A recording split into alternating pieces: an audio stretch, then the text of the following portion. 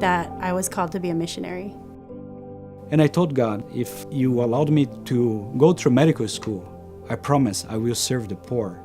We lived on the border of Mexico and Texas, and that's where Eduardo finished medical school, and I went to school to become a nurse practitioner.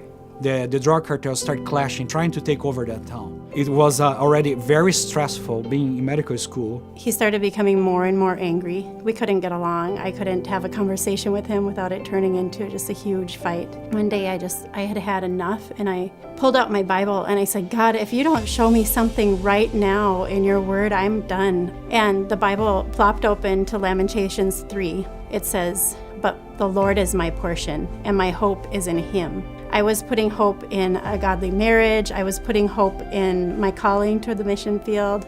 God really started to change my heart, knowing that there is always a hope in a future because he is the hope in the future. There is a special Bible verse that says, whatever is in darkness, one day will come to light. And I think that was the turning point in my life. And that was the glorious day for me. My shameful day also, because I had to take responsibility of my actions. We would both just cry out to God and spend time with God, and gradually that's what changed our lives and our marriage.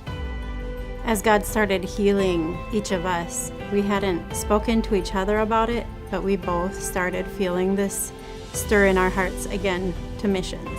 So when God guided us to SIM, when they told us we were accepted, we just both burst into tears because It was like those lies over our lives that after what we had done, after what we had been through, we wouldn't be accepted. All of that was broken.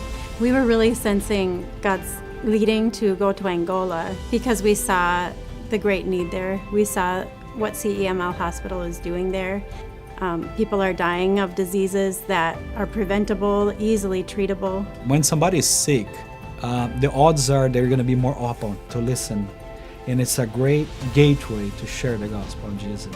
When you put in God's perspective that life is eternal, going overseas, it's a high call. So whatever you do for God, it's not a sacrifice, it's a privilege.